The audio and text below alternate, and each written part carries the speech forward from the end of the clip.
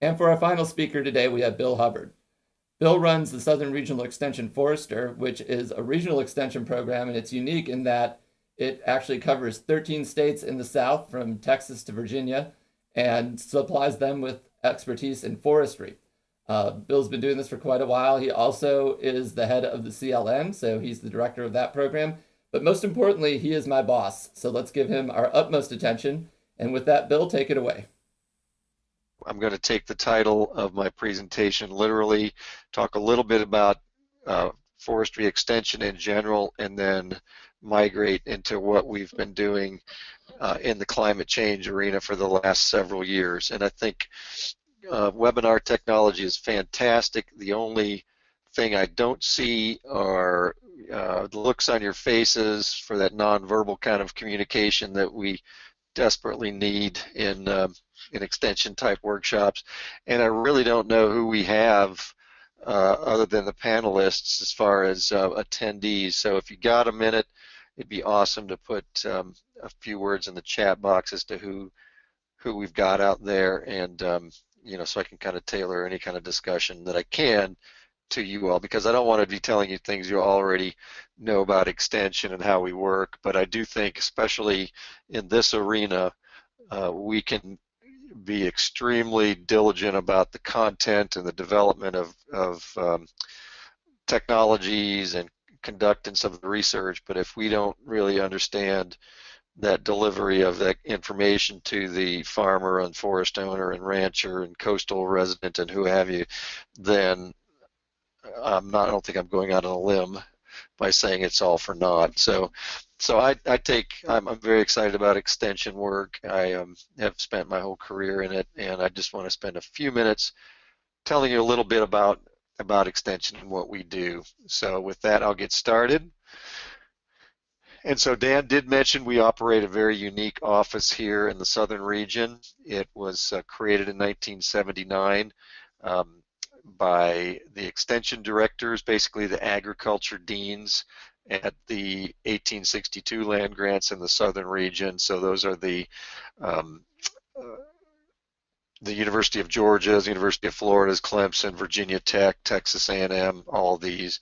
Those directors signed an MOU with the USDA Forest Service, state and private, to create a regional forester position with some minimal staff, and then work very closely across state lines with all of those land grant extension foresters, as well as state agency foresters, and really any other partners, with the goal of really, as you can see, our mission. We serve the land grant system through collaborative development of forestry educational tools and technologies and information and these kinds of things. And so we're attached to a university system, so some of our extension specialists conduct research, some teach, some are almost wholly extension affiliated and work in extension, but more and more now we have people that are associated with the research end of things.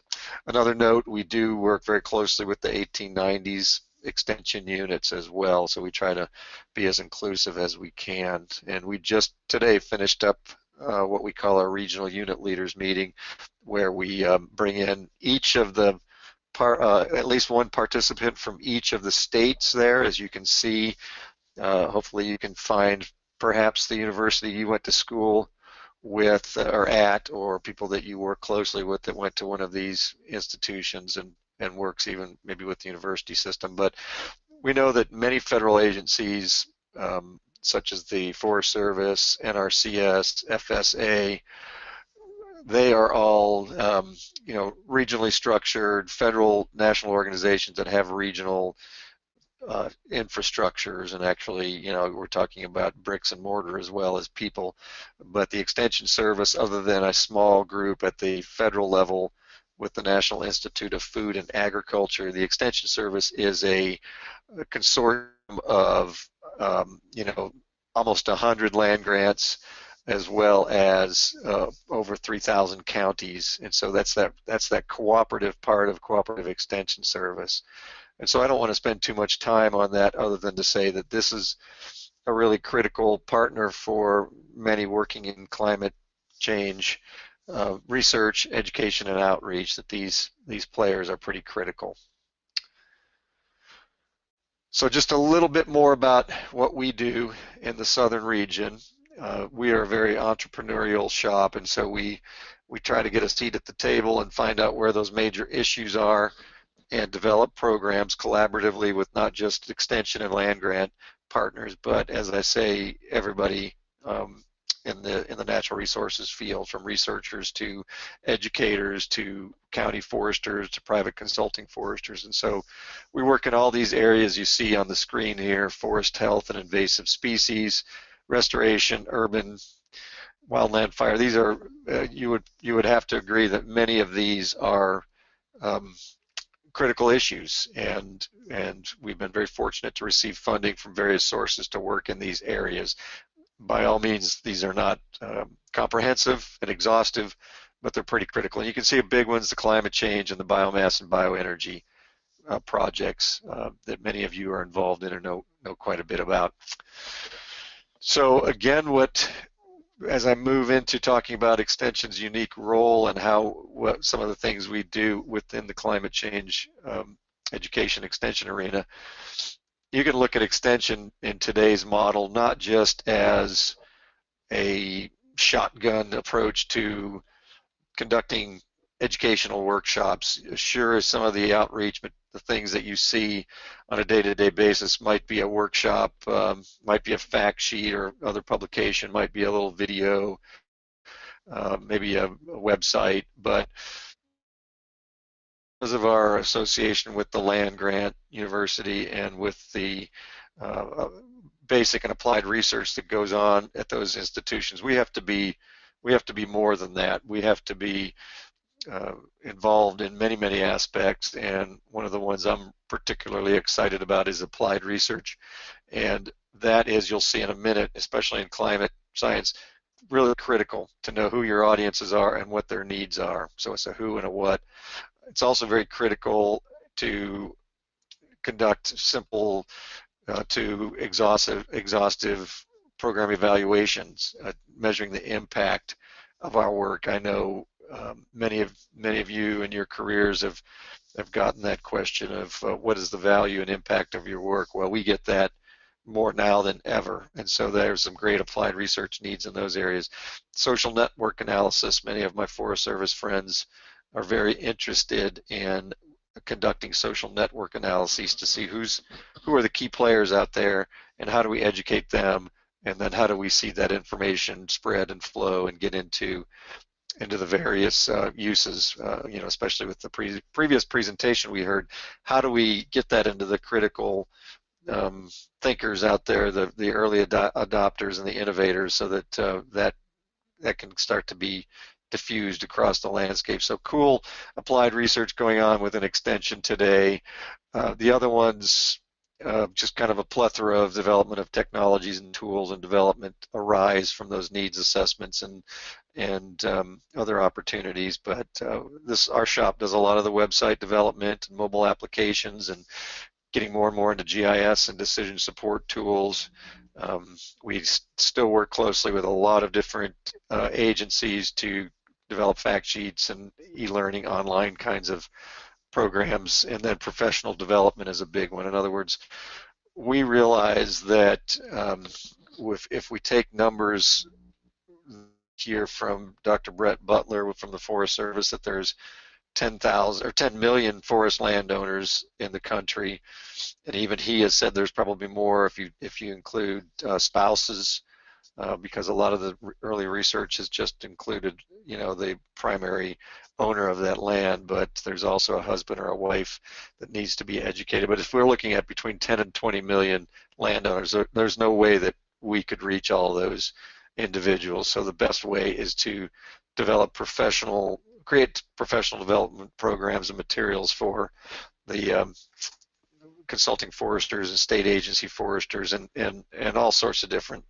agencies and groups. So we work a lot with the professional development arena, and have created such entities as the Forestry and Conservation Webinars.net portals. We also have the Climate Webinars.net portal as well. So neat stuff Dan mentioned the other day about the CLN work and the e-learning work that he's conducting, and pretty excited about that work. And so those are the 4 areas we've morphed into over the past several decades. Just a real brief one-on-one on extension, but this my colleague Dr. Jim Johnson out at Oregon State developed this nice little graphic that kind of depicts in a nutshell the research extension user continuum, and you can see the importance of the 3 major components: the researcher with the identification of issues and how that is not developed in a vacuum, that a lot of those issues are brought to the land grant system by people in extension through their work with landowners and other clientele groups. So you've got the research continuum with that applied, basic and applied inquiry and discovery, and the data analysis and the peer-reviewed pubs, outreach through conferences, technology transfer activities that research conducts. You've got the end user there who, just by the nature of what they do, are identifying issues. They provide advice and input. They oftentimes are part of the research themselves, which is great. They're also part of a lot of extension outreach programs. They volunteer many times, and they adopt practices. And then extension is somewhere in between there, where they're also identifying issues and really ensuring that a lot of that communication flows back and forth. And so this is, again, a basic tenet of 100 years of extension work, but I know when I graduated from the land grant, I knew nothing about this, so maybe this is something interesting for a few of you.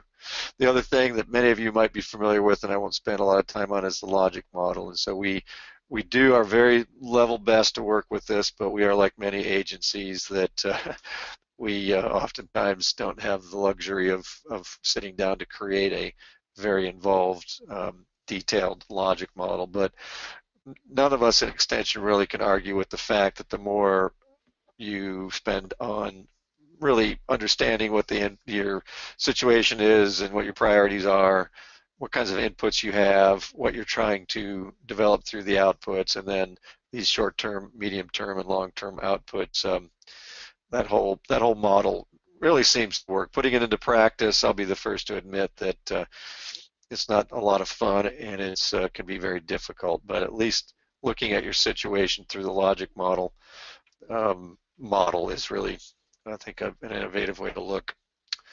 So let's get into extensions work and see a little bit about what we've been doing. We've been very fortunate through some NEFA funding to be among the first extension groups to really roll up our sleeves and get into some climate change educational programming. And so I'm going to go through this and give you our experience with it, but would love to enter into some more interaction with you all to get this spiced up a little bit. So our role in climate change education probably comes as no surprise to anybody based on my last several slides. Is, primarily a key is research technology transfer. Again, that model where the university systems were set up way back through the land grant system to conduct research for farmers, for home economists, and society, and extension came along to develop and deliver information that was coming out of those research institutions, and not just the land grants, but the Forest Service and other areas as well. So that's a primary role. We also know that that doesn't happen in a vacuum. So as I mentioned before, there's a lot of professional development opportunities.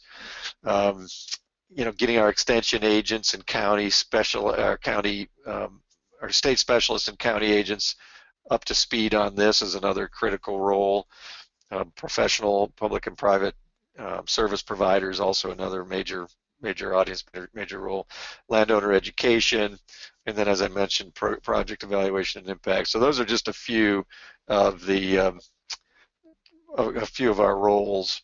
And so we were, again, very fortunate. Dr. Tim Martin at the University of Florida had an incredibly brilliant idea that he brought 20 20 some odd, well, I think it ended up with 50 PIs from 13 different universities together to create one of the largest NEFA-funded projects ever. It was a $20 million project that included both teaching, research, and extension.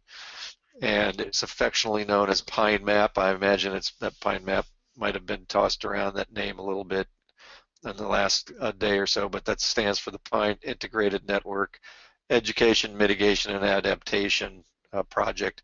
And so Pine Map had three major goals. Again, USDA was very interested in the very valuable pine resource in the South. It is almost an agronomic crop in many ways because of the tremendous value of our pine plantations for pulp and paper industry, for the wood using industries, and the concern really with what kinds of effects climate change, the various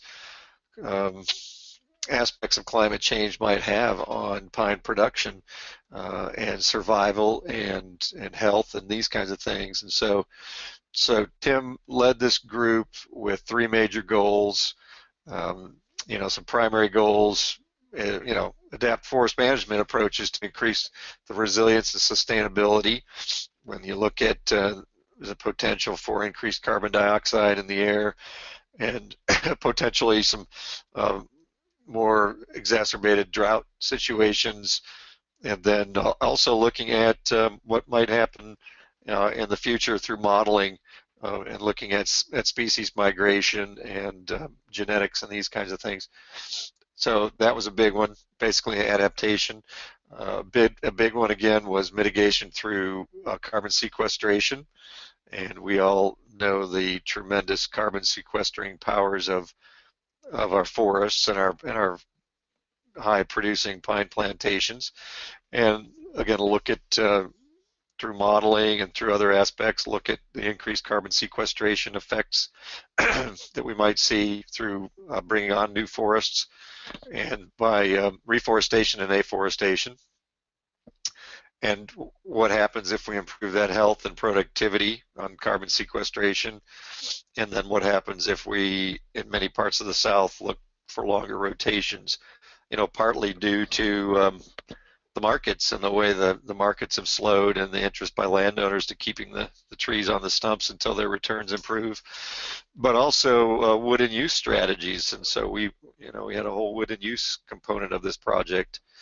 And then last but not least is looking at nitrogen and other fertilizer inputs and being a little bit more cognizant of the impacts and the inputs and how to control inputs and be more effective with that. So that was a big Pine Map project. Those were, for the most part, the big research objectives.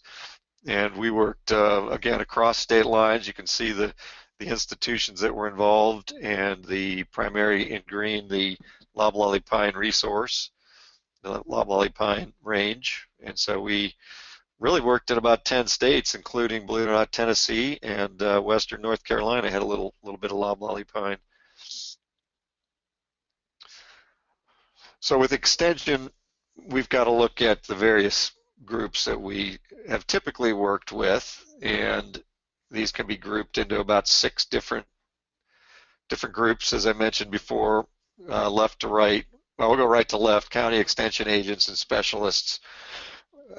Those have been the primary group that we would typically work with. If we can train and educate them and get them to be advocates and knowledgeable and climate literate, then we've in many ways, in my opinion, done our job. But we know that not every county extension agent and every state specialist is going to get too excited about this. So we have worked directly with pine forest landowners, and we have worked with other specialists, not just within the universities, but across the landscape and state forestry agencies and federal agencies. And another big one is the industrial cooperative members at the universities. Many of these are in genetics co-ops or pine productivity co-ops or fertilizer co-ops what have you. And so they're always interested, obviously, in new technology and information. So that was one of our stakeholders.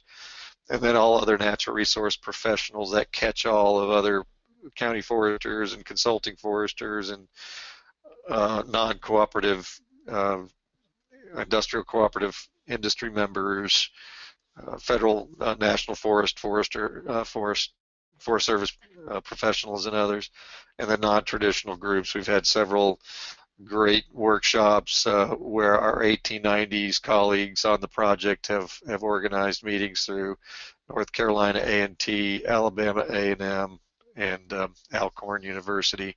And so that's actually a very strong component of this project, getting information out to agents in these non-traditional groups. And we keep seeking them out. We've had discussions about, in fact, I believe that if this hasn't been mentioned, the climate, the Southeast SERCH, Southeast Region Climate Hub is funding some work in Arkansas to get some climate science messages into the Women in the Woods program that Tamara Walking Stick, University of Arkansas Extension, deals with. And so lots of different things going on with lots of different stakeholders. But regardless of who these stakeholders are, and you all know this too, is they all have different worldviews. And whether it's kind of a politically motivated liberal versus conservative, Republican versus Democratic, what have you, they have worldviews on whether or not they believe it, whether or not they think it's man-made.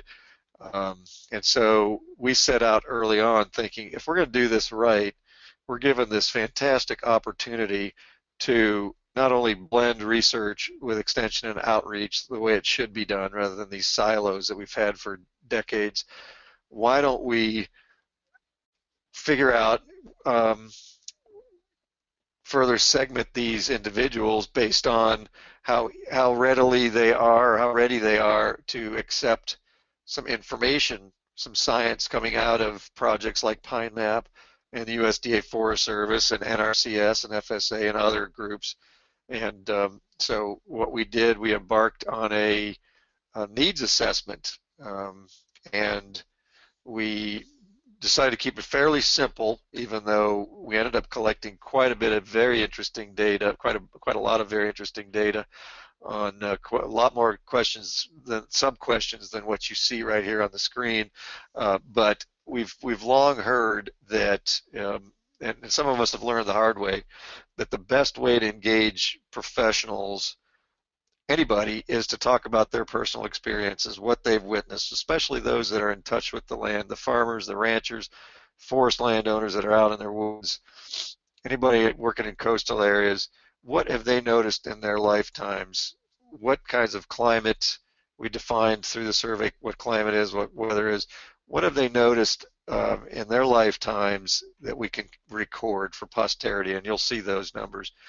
Then we went into that needs assessment about what their current state of knowledge is about science, climate science, and the science behind climate change and these things. We also wanted to know how concerned they were about climate change in general, how open they were to new information tools and technologies, and what types of educational programs they're interested, as well as in what formats. And so we spent a lot of time looking at the past surveys and, the Six Americas surveys, and lots of cool stuff going on in there. And there's a little bit of work by Grada et al. Out in Oregon, looking with landowners in Oregon, Washington State, and Alaska.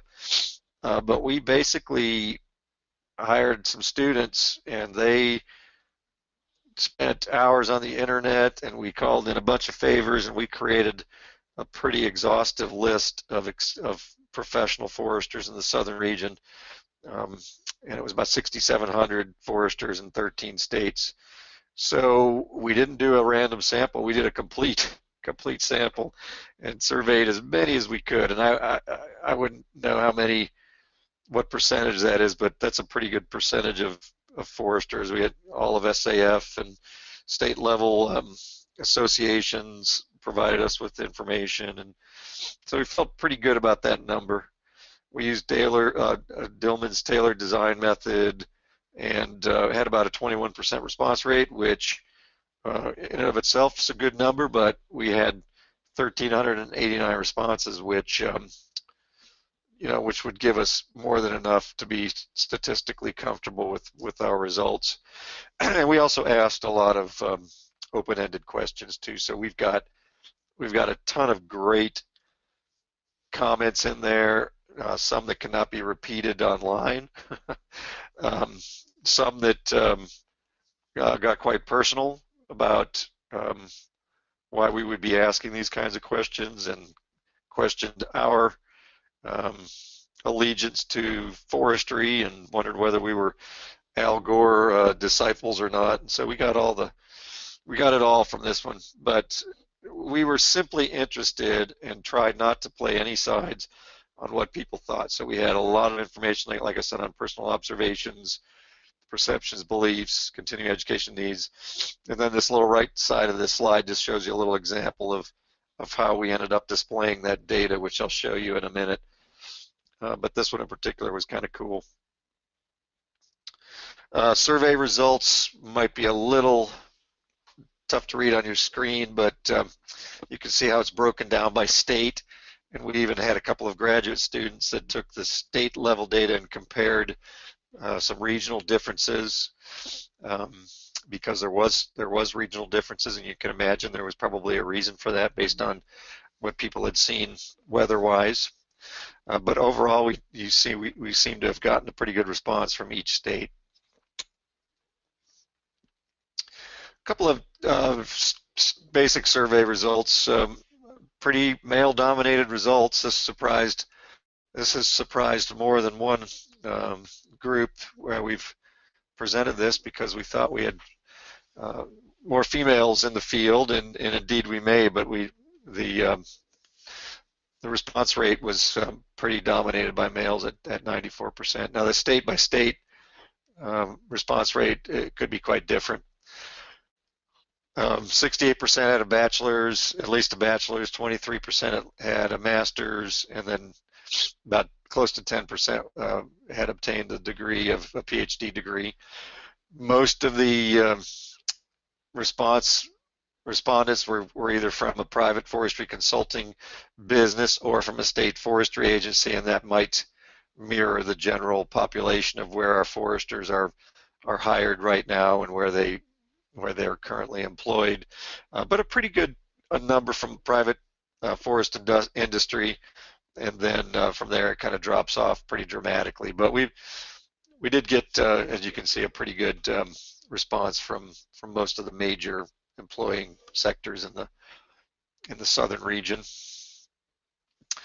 You can see we also have a little bit of a skewed, in my opinion, response based on number of years in the forestry profession. I think this depicts a little bit of our graying profession, but you can see a huge number in the 31 to 40 years experience, in which I'm pretty darn close to that myself.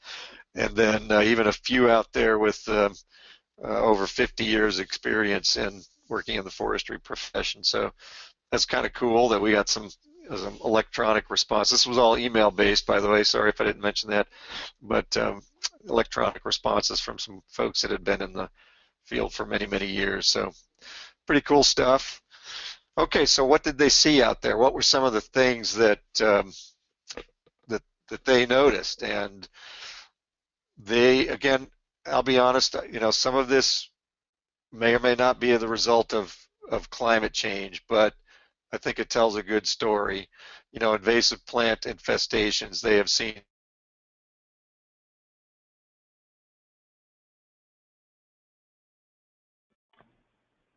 Bill, if you're there, we just lost you. What that means, but by far and away, invasive plant infestations have been very, one of the most dominant responses that people have seen. The green and the yellow, we asked two different questions. One, what they observed, and another, what they're very concerned about. So that gives you a little bit of better understanding of what's going on here.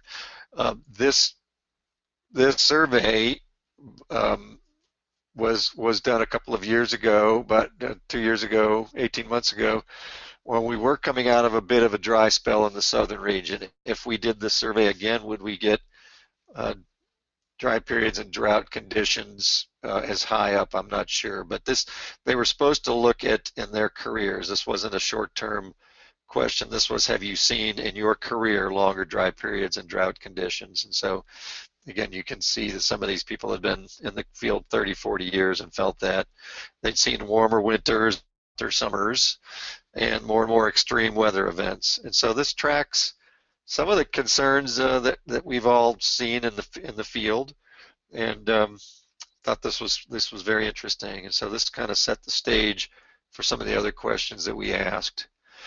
As I mentioned, we did have a lot of opportunity for people to comment. It was on a SurveyMonkey, and so they had a lot of opportunity to comment. And again, like I say, some of it's not fit for prime time, but this little response, for example, if you have a second to read it, to me kind of depicts the complexity of the question that we're dealing with, and that foresters are getting hit with it from the media and little sound bites. They're getting hit from landowners and for others questioning, is this for real? And so they're getting hit from all sides. And as a forester, they're expected to know something about this. And so I think this has really been a dilemma for our forestry profession. This was very interesting, and this has been a little bit misquoted over the years, and I would like to spend just a minute explaining the results of this graph. And the bottom line is, of the 1,300 responses we received, there was only 6% that basically told us that they knew for a fact that climate change was not occurring. This is very telling to me when I hear that a lot of people think and say that foresters are very conservative and they don't really buy into this whole concept of climate change. Well, this tells you, in my opinion, that we're either listening to that vocal minority and making that kind of a generic statement, or our sampling is wrong. And I don't think 1,000 responses it would tell us, would give us these kinds of results incorrectly. But it's a little more complex than red and green. It's, if you can look at these, you can see that it's pretty evenly split out between those that they know it's occurring. Is it caused by humans? Is it caused by natural forces? Or is it caused by some kind of combination of the two? And those shades of green make it a little difficult maybe to discern which is which. But if you start at the 15% and move around clockwise, you'll see that that first one's 15% caused mostly by humans. Then you move into equal forces, and then the next one, 20%. 20% of foresters believe that climate change is occurring. It's always been occurring. It's going to occur because of natural forces, and there's probably not much we can do about it. I'm paraphrasing a little bit there. Then there's 14% that are just going to be perfectly honest and say, I know it's happening. I'm not sure why. I'm going to tell you I'm not sure why. There are some out there that say, hey, look, there's just inadequate evidence for me to say it's occurring or not. And then there's some that say they're unsure, that regardless of the evidence out there, they just are not sure. And so that might be the group that hasn't taken a side yet, haven't given it enough thought. At any given day, any one of us may be in one of those pies or another. This just goes to show that we did break it down by state, and there's some differences there, which is kind of interesting. And again, as we move to working with the states, and as we have moved to working with the states, this data is good for people. This data is good for our extension specialists and other educators that think that whatever they do, people won't listen. And I think this is really important research to show that, yeah, people do want to listen. Maybe they don't want to hear climate change, but they do want to know about climate science and reducing risk because of catastrophic weather or short and long-term weather issues like drought and invasive species issues and these things. So, we haven't really told this well enough, in my opinion, to say that you know, it's okay. Foresters are not going to laugh you out of a room if you talk about these subjects. So pretty paramount in my opinion. Um, I just stuck these in again to show you that we did get um, lots more uh, anecdotal, and would love it if anybody out there has use for that data. I know that there are software programs that can help us tackle these hundreds of different um, anecdotal or at least open-ended questions that we ask. We got, like I said, just a ton of good information there. Next, one of the questions we also asked was how knowledgeable foresters are, and 8% were not knowledgeable at all, 32% were slightly knowledgeable, 35% somewhat, 20% moderately, and 5% very knowledgeable. Okay, so again, that helps us with our educational programming. These are all ended up, you see the graphics starting to get a little bit more interesting. These are all part of an infographic slide or infographic sheet that we've created. So we asked questions about forest resiliency, and people were very interested in that, not very knowledgeable, and wanted to learn more about forest management strategies that promote forest health and resiliency. And so we ended up with a lot of great information from this little survey, and again, be more than happy to share any or all of this information. It can be broken down by state. You know, somebody that wants to spend some time with it can even look at different, you know, breaking it down by years of service, breaking it down maybe by, you know, level of education, lots of different things. But we've played around with the data, and again, finally, on this survey, we wanted to start narrowing down what kinds of educational programs we might start developing for those foresters who are ready to you know, to learn more about these various subject matter areas. And seedling stand establishment strategies are huge, no doubt. That's, you know, one of the most important aspects of a healthy forest is getting it planted and surviving it. Here's our little an example of our infographic that is available on our website. I can give you the website information on that, but we've got one for the whole region, and you can break it down by the state level. So I don't want to spend too much time on that. I guess I did because I was really pretty thrilled about the information we did receive on it. But again, positive in my opinion that most foresters agree that climate is changing, so we can get past that. Most are interested in learning more about climate science and change, but they're really interested in what this forest resiliency might mean. And so, of course, defining that will be pretty important. So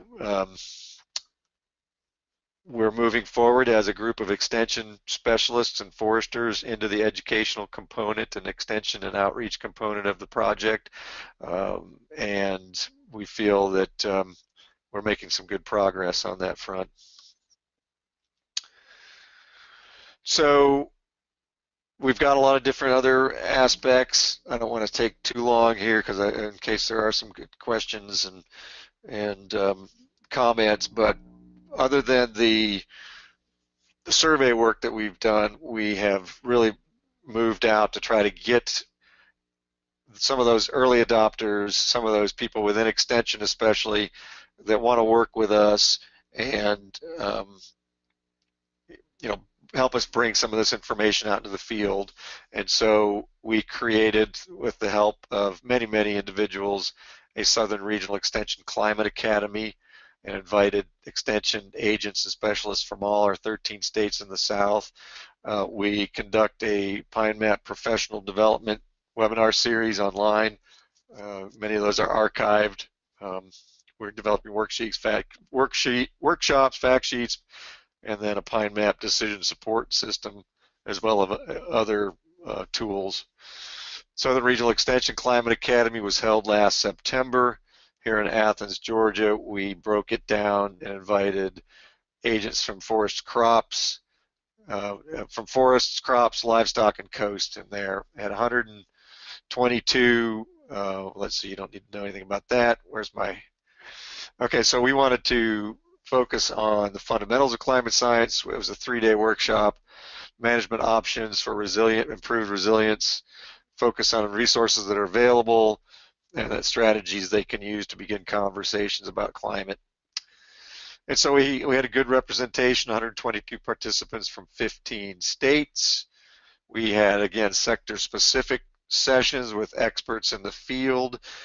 We had Dr. McNulty come down from Raleigh and don't want to give him a big head, but he was a hit. His presentation was very well received, and I think that effort has gone on to many positive things have come out of his participation in that academy, and so we need to do more of these. This wasn't an extremely expensive couple 3 days. Extension directors in each state were encouraged to send up to 15 people per state. We ended up getting closer to 10 or so per state, but that's fine.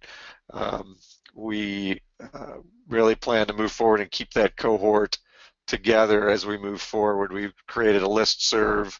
We have done a lot to keep that group engaged, and we've got a Facebook page, these kinds of things. So this little slide was just a suggestion for others, because at one time some of the other regions were looking at hosting something like this. And again, great opportunity. Love to talk to. I think we probably have mostly southern region folks on this webinar, but love to talk about how this, we might do more of this kind of work, because some of this material just lends itself very well to an academy like this.